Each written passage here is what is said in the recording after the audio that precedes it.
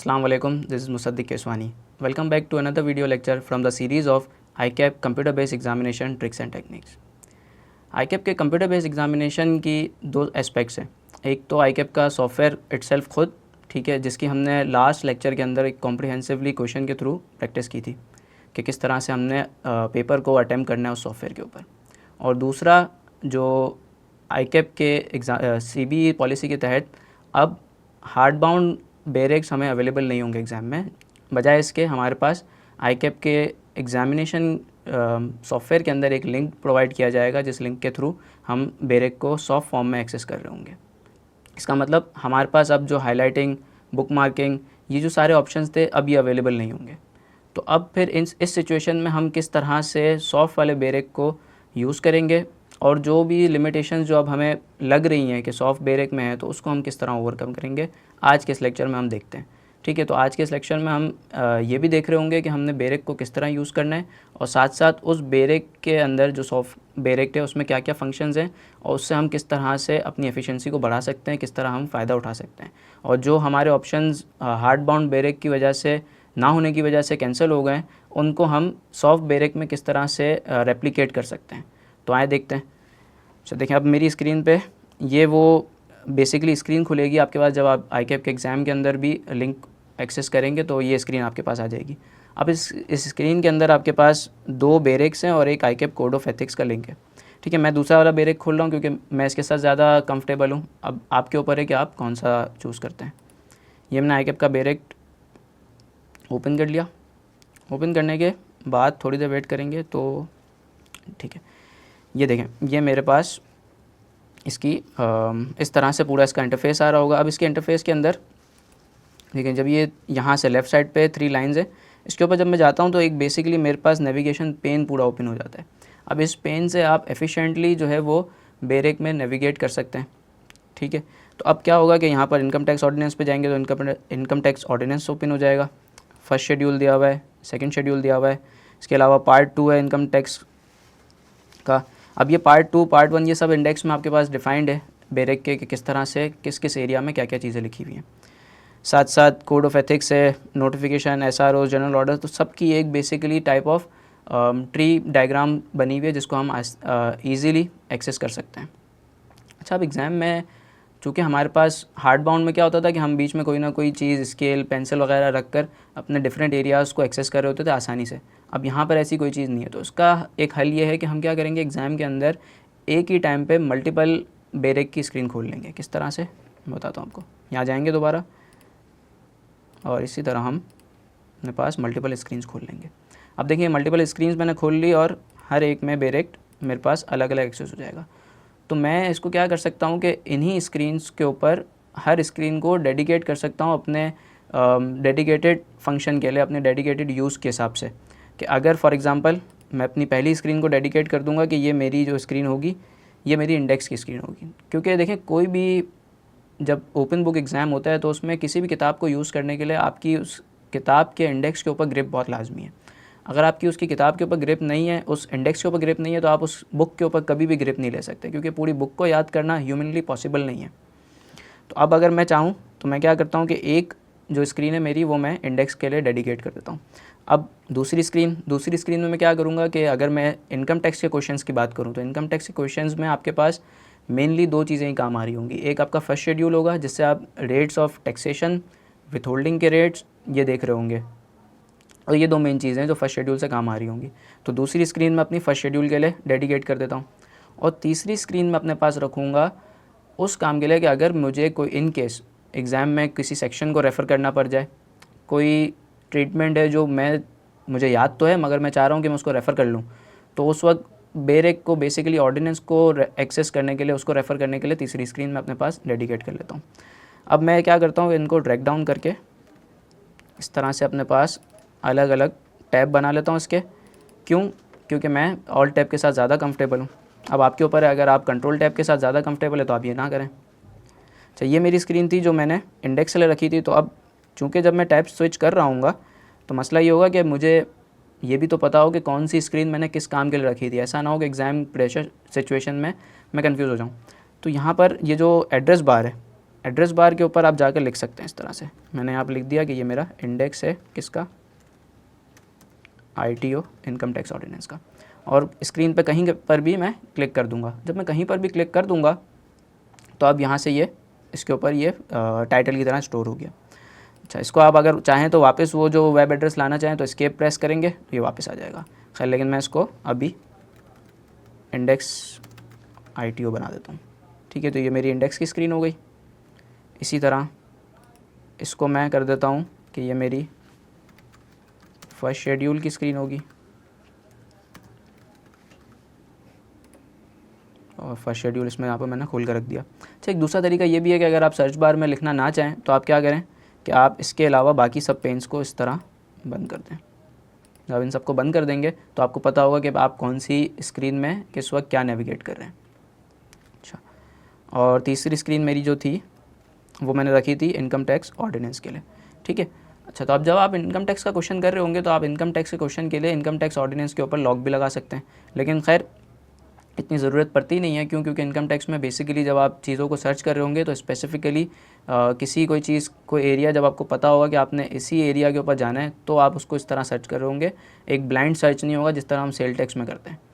तो इसको लॉक लगाने की ऐसा ज़रूरत नहीं है। अच्छा, अब देखें बेरेक के ऊपर बेसिकली हमने किस तरह से जो आने वाले जो हमारे पास दिन बाकी हैं जो तैयारी करनी है वो बेरेक की किस तरह से करनी है। अब फॉर एग्ज़ाम्पल अब मैं अगर आपसे बात करूँ तो ये मेरा इंडेक्स वाली स्क्रीन थी। तो अब मैं इंडेक्स की स्क्रीन के लिए जाता हूँ, पार्ट 1 पे क्लिक करूँगा, ये इंडेक्स आ जाएगा मेरे पास।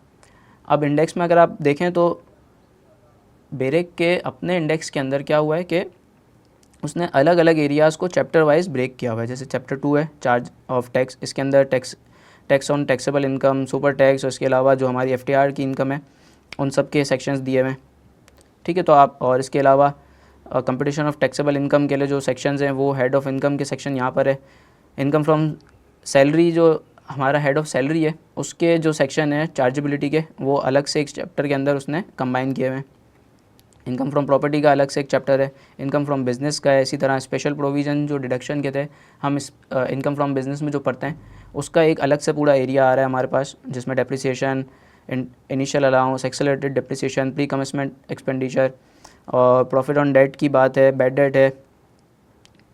ठीक, इसके अलावा टैक्स अकाउंटिंग के जो हमने सेक्शंस पढ़े थे वो सारे सेक्शन जो हमारे वॉल्यूम में जिस तरह चैप्टर वाइज है इसी तरह बेरेक में भी चैप्टर वाइज बने हुए और इंडेक्स में बाकायदा उन सबको मेंशन किया हुआ है। तो हमने करना क्या है कि हमने अपने आप को फेमिलराइज़ करना है उस इंडेक्स के चैप्टर्स के साथ, ताकि अगर एग्ज़ाम में देखें एग्ज़ाम में अगर कोई चीज़ आपको ढूंढनी है ना तो उसको ये तरीका नहीं होगा कि आप पूरे बेरेक में उसको ढूंढना शुरू कर दें। आपने चीज़ों को नैरो डाउन करते जाना है। अब नैरो डाउन करने का तरीका यही होगा कि फॉर एग्जांपल अगर मुझे कोई चीज़ ढूंढनी है, लेट से अगर मैं डेप्रिसिएशन की बात कर रहा हूँ तो मुझे ये पता होना चाहिए कि डेप्रिसिएशन की बात बेरेक में कहाँ लिखी हुई है। अब डेप्रिसिएशन की बात अगर लिखी है तो वो स्पेशल डिडक्शंस के अंदर होंगी। ठीक है, तो अगर मैं जाता हूँ तो ये स्पेशल प्रोविजन है डिडक्शन की, उसके अंदर लिखी होगी। अब उसके अंदर देखें चीज़ें नैरो डाउन कर दी। अब मैं ढूंढूंगा तो सिर्फ इन्हीं सेक्शंस के अंदर ढूंढूंगा, तो डेप्रिसिएशन का सेक्शन आपके पास दिया हुआ है। इसी तरह कैपिटल गेन के सेक्शन दिए हुए हैं।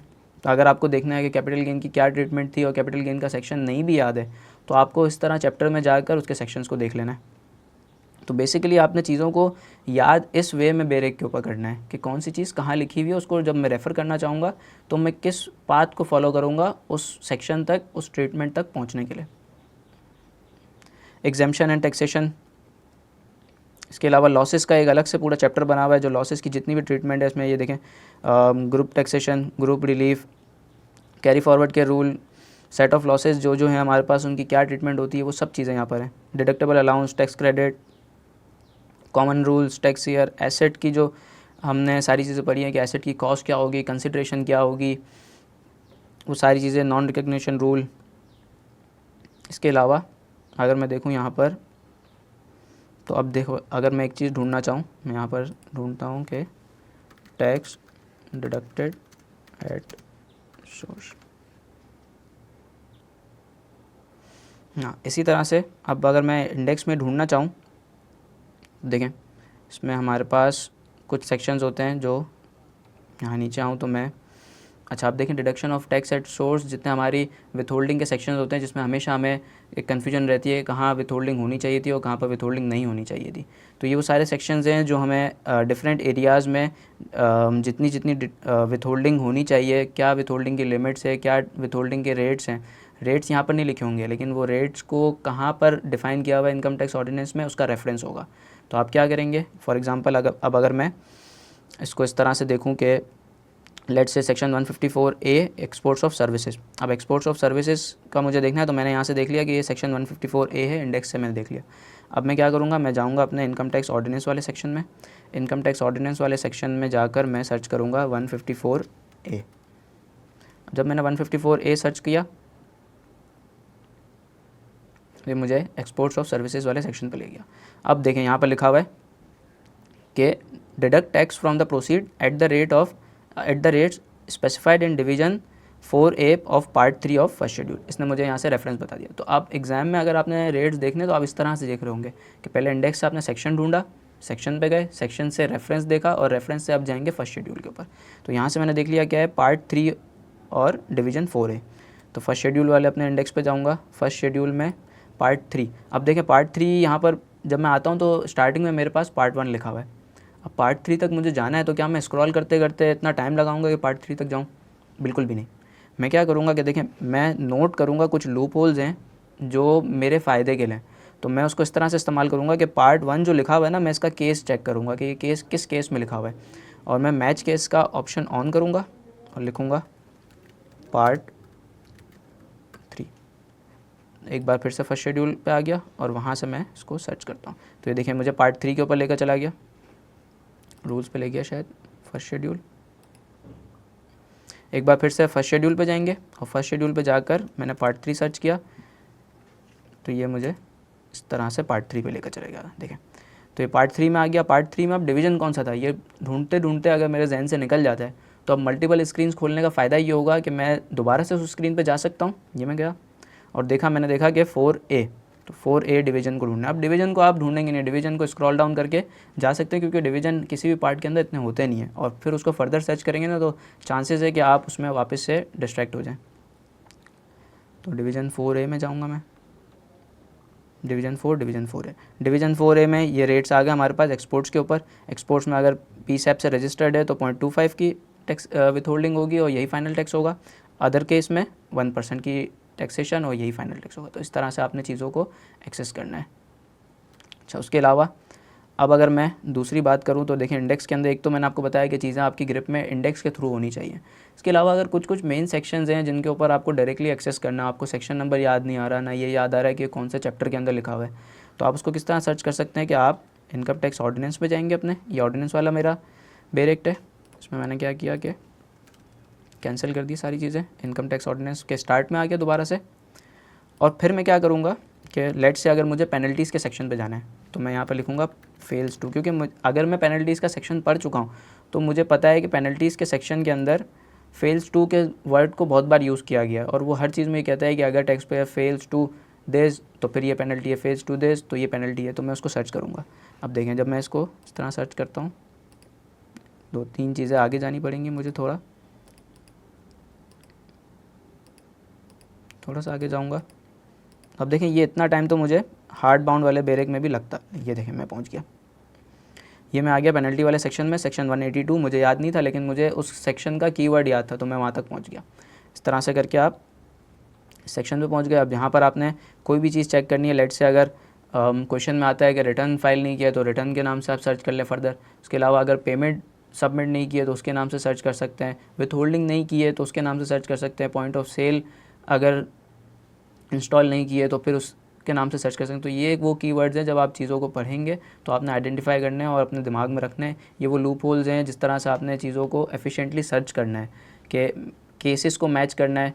ठीक है, तो ये थी वो चीज़ें जो इनकम टैक्स ऑर्डिनेंस के अंदर बेरेक आपको बेसिकली किस तरह से काम आ रहा होगा और क्या क्या चीज़ें हैं जिनके ऊपर आपको ग्रिप लेनी है।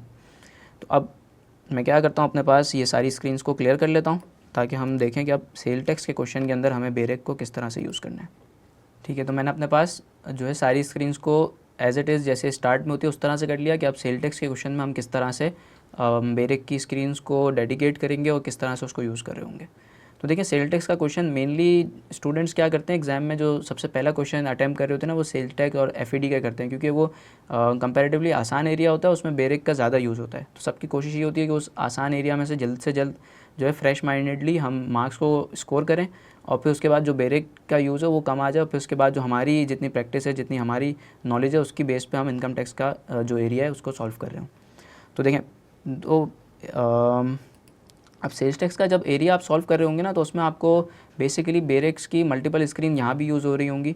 तो पहली जो स्क्रीन होगी ना, वो होगी आपकी मेन सेल्स टैक्स के इंडेक्स की, क्योंकि कहीं पर भी मैंने जिस तरह आपको बताया कि इंडेक्स आपको बहुत ज़्यादा हेल्प कर रहा होगा, तो इसमें भी आप सबसे जो पहला पेज खोल रहे होंगे वो होगी इंडेक्स की। मैं यहाँ पर नाम दे देता हूँ उसको, इंडेक्स सेल्स टैक्स एक्ट, ठीक है, ताकि मुझे पता हो कि ये मेरी इंडेक्स की स्क्रीन है। दूसरी स्क्रीन मैं खोल लेता हूँ अपने पास सेल्स टैक्स के शेड्यूल्स की। अच्छा, अब शेड्यूल्स के अंदर क्या करेंगे कि जब हम चीज़ों को सर्च कर रहे होंगे ना, तो एक ये बड़ा मसला आता है कि हम सर्च कोई चीज़ करते हैं और वो सर्च में वो चीज़ हो सकता है कि वो तो बहुत सारी जगहों पे इनकम टैक्स में भी लिखी हुई हो, और कहीं एसआरओ में भी लिखी हो, और कहीं पे सेल्स टैक्स एक्ट के अंदर भी ऐसी जगह पे लिखी हो जो हमारे लिए उस वक्त रेलेवेंट ना हो। तो एग्ज़ाम में क्या होगा कि हम चीज़ को सर्च करेंगे, देखेंगे वो चीज़ मिल गई, और चांसेस है कि हम बगैर पढ़े उसको प्रोसेस कर दें और आगे अपने सॉल्यूशन में अकाउंट फॉर कर लें। तो इससे बचने के लिए क्या करेंगे हम कि हम पेज लॉक का यूज़ करेंगे। यहाँ पर देखें एक फंक्शन है हमारे पास, जहाँ पर आप पेज लॉक अप्लाई कर सकते हैं, और पेज लॉक जो अप्लाई करेंगे ना, वो आप इस पेज नंबर से नहीं करेंगे जो बेरेक का है, आप पेज लॉक फाइल के पेज नंबर से करेंगे, जो कि यहाँ लेफ़्ट पे लिखा हुआ आता है। अब पेज लॉक लगाने का तरीका क्या है कि बहुत से लोग इस पेज लॉक की रेंजेस जो है ना उनको याद कर रहे होते हैं, जबकि ऐसी कोई ज़रूरत नहीं है याद करने की। आप देखें, जब मैं इससे यहाँ पर शेड्यूल पे गया, शेड्यूल पे जाकर मैंने देखा पहला पेज है 1039, मैंने यहाँ पर लिख दिया 1039। अब शेड्यूल्स का लास्ट पेज क्या है वो मैं किस तरह देखूंगा कि मैं देखूंगा अगला डॉक्यूमेंट जो आ रहा है ना वो सेल्स टैक्स रूल का आ रहा है। मैं सेल्स टैक्स रूल पे जाऊंगा, एक पेज पीछे जाऊंगा, तो एक पेज पीछे मेरे पास जो पेज आ रहा है वो आ रहा है 1115। मैं 1115 लिख देता हूँ यहाँ पर। अगर मैं चाहूँ थोड़ा पीछे चले जाता हूँ, क्योंकि ये रूल्स का इंडेक्स आ रहा है थोड़ा और पीछे, तो ये आ गया मेरा लास्ट पेज जो है वो सेल्स टैक्स के शेड्यूल का 1101। तो इस तरह ये मैंने यहाँ पर इसके ऊपर लॉक लगा दिया, और इसको मैं नाम दे देता हूँ शेड्यूल है ये सेल्स टैक्स एक्ट का।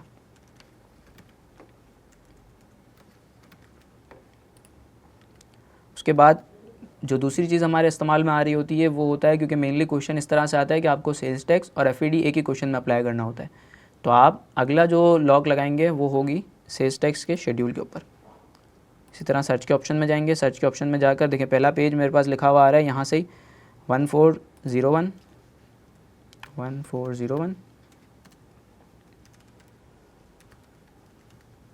और उसके बाद अब लास्ट पेज मुझे देखना है, तो मैं अगेन अगले डॉक्यूमेंट पे जाऊँगा, अगले डॉक्यूमेंट से एक पेज पीछे जाऊँगा, तो ये मेरा लास्ट पेज आ जाएगा 1421। ठीक है, तो ये मेरा एफईडी के शेड्यूल वाला भी स्क्रीन रेडी हो गया, एफईडी शेड्यूल। अच्छा, आप देखें मैंने यहाँ पर स्क्रीन तो अपनी रेडी कर ली है, लेकिन पेपर में मेरी जो ग्रिप है एफईडी के लॉस के ऊपर वो इतनी अच्छी होनी चाहिए कि मुझे पता हो कि कौन सी ट्रांजैक्शन ऐसी है मेरी जिसके ऊपर एफईडी अप्लाई होता है और किसके ऊपर अप्लाई नहीं होता। ऐसा ना हो कि एग्ज़ाम में कोई एक ऐसा आइटम आया हो जिसको मैं एफईडी में जाकर सर्च करूँ, वो आइटम भी मिल जाए और मैं उसको एफईडी लगा दूँ, जबकि मुझे पता लगे कि वो आइटम जो है एफईडी के स्कोप से ही बाहर था। तो आंखें बंद करके सर्च नहीं करना है चीज़ों को, हमें पहले ही चीज़ तो ये है कि देखिए बेरेक से चीज़ों को हम हमेशा रेफ़र कर रहे होंगे। पेपर में बेरेक्ट हमारा पेपर सॉल्व करके नहीं देगा, पेपर को सॉल्व हम अपनी प्रैक्टिस और अपनी प्रिपरेशन की बेस पे करेंगे। बेरेक सिर्फ हमारी मदद कर रहा होगा, तो हमें पता होना चाहिए कि हमने उसको किस तरह से यूज़ करना है कि वो हमारी मदद करे, ऐसा ना कि हमारे लिए वो नुकसानदेह हो जाए। तो ये हो गया। अच्छा, अब जो तीन स्क्रीन मेरे पास रेडी हो गई है, चौथी स्क्रीन भी मुझे सेल्स टैक्स के लिए काम आ रही होगी, वो मैं अपने पास ओपन कर लेता हूँ। और ये चौथी स्क्रीन होगी बेसिकली एसआरओज़ की, वो एसआरओज़ जो मुझे सेल्स टैक्स का क्वेश्चन करते वक्त हेल्प दे रहे होंगे। तो एसआरओज़ जो है ना वो मैं जो पहला लिंक है वहाँ से रेफ़र करूँगा, क्योंकि लास्ट टाइम जब मैंने चेक किया था तो एसआरओज़ की जो है इस वाले बेरेक के अंदर कंप्लीटनेस और एक्यूरेसी मुझे लगी थी। अच्छा, जब मैं यहाँ जाता हूँ तो यहाँ पर ऐसा जिस तरह की कोई डॉक्यूमेंट की कोई ट्री नहीं बनी हुई है। ठीक है, तो अब यहाँ पर मैं क्या करूँगा कि आप जब थोड़ा सा नीचे जाते हैं ना इसमें, तो एक इंडेक्स पेज है ये इंडेक्स पेज आ रहा है। इंडेक्स पेज के अंदर अगर आप देखेंगे तो 9 नंबर के ऊपर लिखा हुआ है important SROs and general orders, और इसका पेज नंबर उसने दिया हुआ है 1059। अब ये जो पेज नंबर है 1059, मैं इसके ऊपर लॉक नहीं लगा सकता। अगेन ये इस बेरेक का पेज नंबर है, फाइल का पेज नंबर नहीं है। तो मैं पहले क्या करूँगा, मैं 1059 को सर्च करके उस पेज पे पहुँच जाता हूँ। 1059 सर्च किया मैंने, हाँ जी, सर्च करके मैं इस पेज नंबर पहुँच गया। अब ये पेज नंबर देखें, डॉक्यूमेंट का पेज नंबर है 1219, ठीक है। तो मैं यहाँ पर अभी फ़िलहाल इसको लिख लेता हूँ 1219, ठीक है। और उसके बाद अगेन मैं इस पेज पे जाऊँगा, इंडेक्स वाले पेज पे, और इंडेक्स वाले पेज में उसने SROs का लास्ट पेज बताया 1083, तो मैं 1083 को सर्च करता हूँ।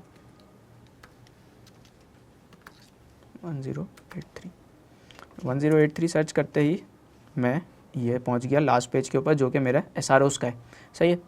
तो 1083 और इसका लास्ट पेज क्या है 1259। तो अब मैं पेज लॉक लगाने की हालत में आ गया हूँ, तो मैं पेज लॉक लगा लेता हूँ 1259, ठीक है। तो ये मेरा पेज लॉक अप्लाई हो गया। अब जब भी मैं कोई चीज़ सर्च करूँगा तो ये इसी SROs के अंदर सर्च करके मुझे बताएगा। अगर तो लेट से एग्ज़ाम में कोई आइटम आता है जो कि मुझे याद पड़ रहा है कि हाँ मैंने किसी SRO में पढ़ा था, तो अब मैं क्या करूँगा, इसको सर्च कर लूँगा। अगर वो आइटम मुझे मिल जाता है तो फिर मैं देख लूँगा कि वो SRO मुझे बोल क्या रहा है, ठीक है।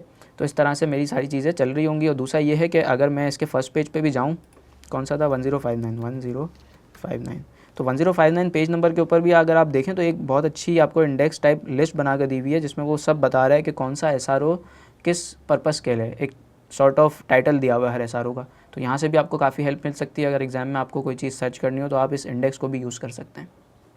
खैर, अच्छा, आप देखें, एक सवाल हमारे जहन में आ रहा होगा कि ये जितने भी SROs हैं और ये जो पेज लॉक हम लगा रहे हैं एग्ज़ाम में, ये सारी चीज़ें करने का हमारे पास टाइम होगा?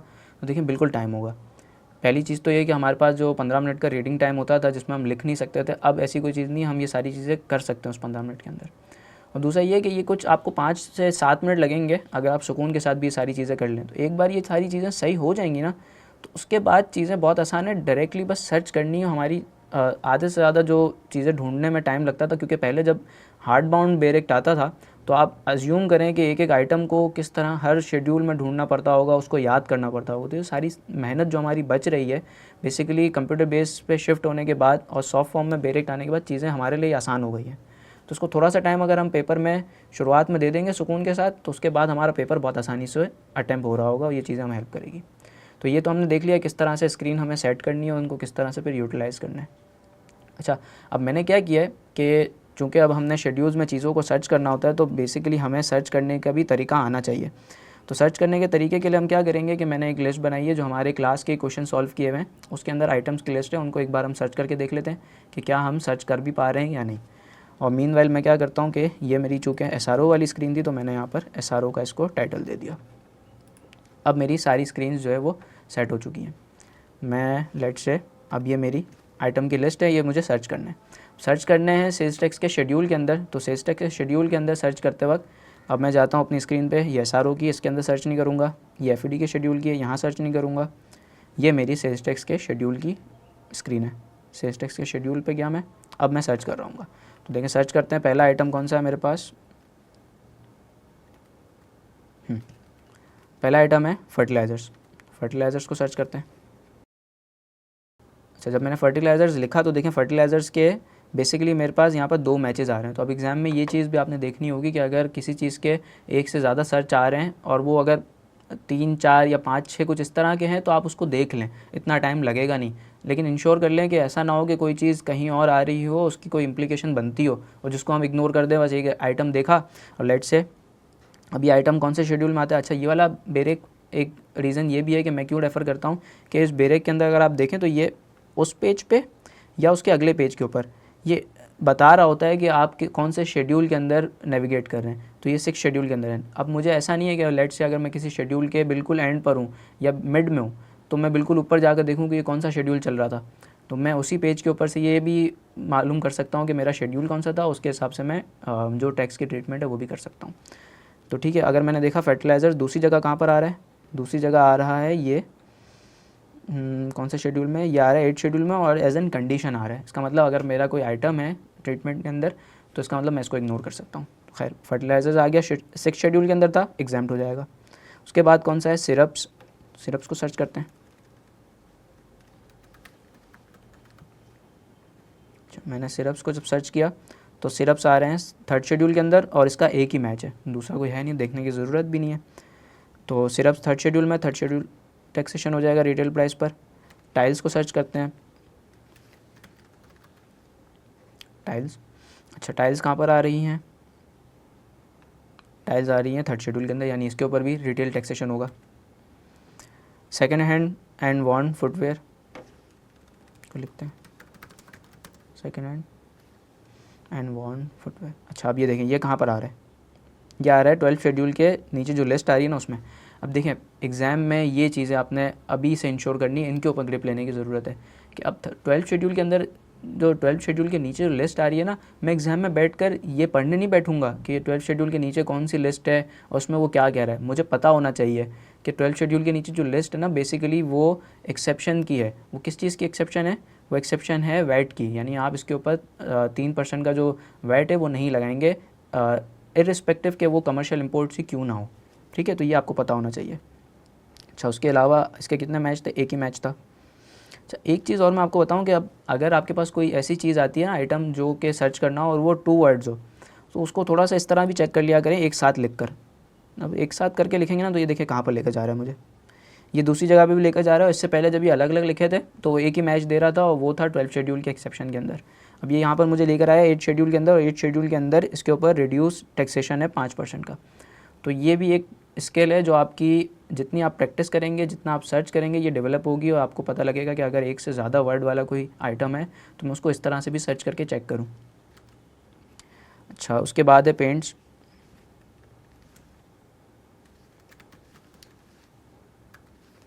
पेंट्स को मैंने सर्च किया, एक ही रिज़ल्ट आ रहा है, वो कहाँ पर आ रहा है,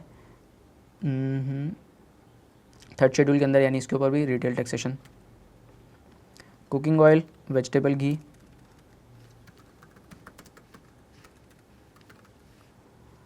कुकिंग ऑयल और वेजिटेबल घी ये कहाँ आ रहा है, ये बेसिकली मेरे पास आ रहा है 11 शेड्यूल के अंदर। और 11 शेड्यूल के अगेन यही बात है कि 11 शेड्यूल के बाद जो लिस्ट आ रही है वो किस चीज़ की है, वो लिस्ट है 11 शेड्यूल की एक्सेप्शन की, यानी इनके ऊपर विथहोल्डिंग नहीं होगी। वेजिटेबल घी भी इसके साथ आ रहा था। इलेक्ट्रिकल अप्लाइंसेस, देखिए मैंने इलेक्ट्रिकल सर्च किया तो इलेक्ट्रिकल के मेरे पास 3 सर्चेज आ रहे हैं, ठीक है 3 रिजल्ट है। मैं तीनों रिजल्ट्स को देख लेता हूँ। एक है house hold electrical goods including air conditioner, refrigerator, deep freezer, television, recorder, playback, electric bulb, tube light, electric fan, electric iron, washing machine and telephone etcetera, ठीक है। अब आपने देखना होगा कि आपका आइटम इन कैटेगरी में फॉल करता है या नहीं। दूसरा मैंने देखा mechanical and electrical control and transmission gear, ठीक है ये आ रहा है, ये कौन से शेड्यूल के अंदर है, ये 5th शेड्यूल के अंदर आ रहा है, यहाँ लिखा हुआ है अगले पेज के ऊपर 5th शेड्यूल। इसी तरह इलेक्ट्रिकल एनर्जी, अब देखें ये कहाँ आ रहा है, 11 शेड्यूल के अंदर है, 12 शेड्यूल से पहले, ठीक है। तो ये भी इसकी एक्सेप्शन है। अगला आइटम मेरे पास क्या है, सिल्वर इन अनवर्क कंडीशन।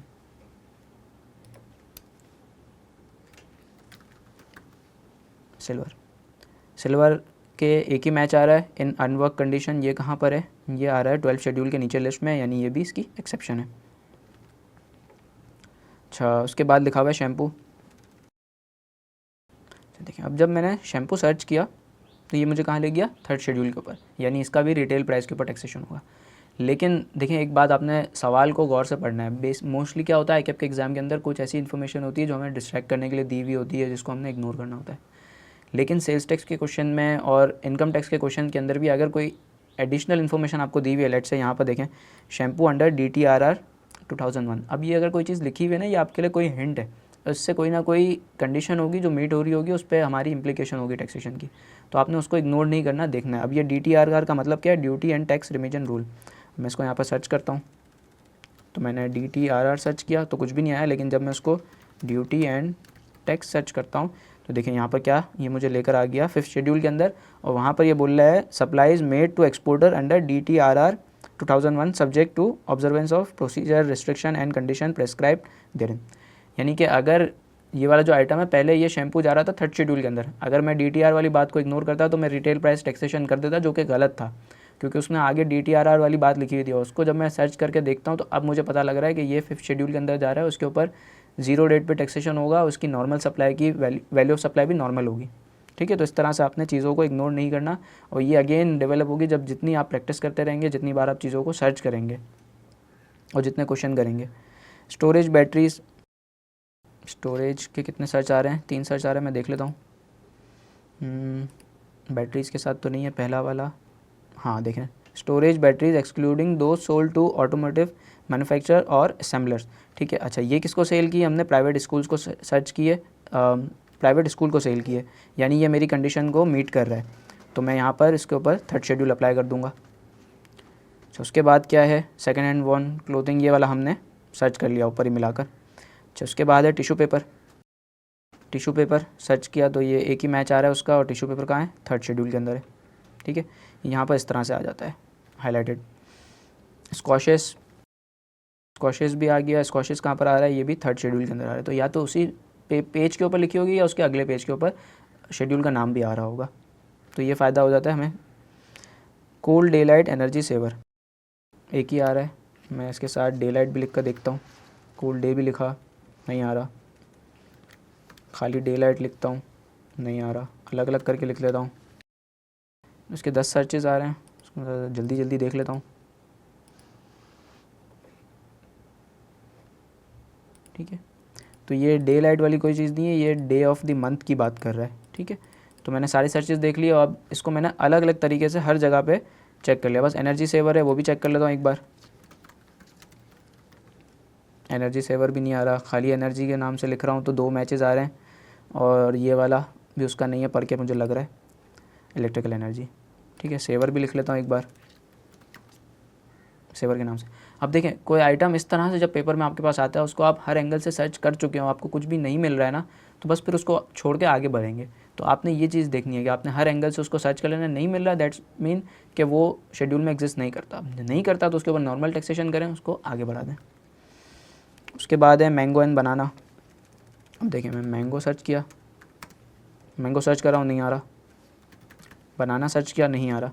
अब देखिए मैंगो और बनाना अगर एक साथ आ रहा है ना, तो हो सकता है कि इनके लिए कोई जनरल टर्म भी यूज़ हो रही है। मैंगो बनाना फ्रूट की कैटेगरी में होते हैं, फ्रूट्स ही हैं, तो इसके लिए जनरल टर्म हो सकता है फ्रूट की कोई हो जो यूज़ हो रही हो। मैंने फ्रूट सर्च किया, FRUIT, देखें फ्रूट्स के मेरे पास फ्रूट्स लिखा तो एडिबल फ्रूट्स।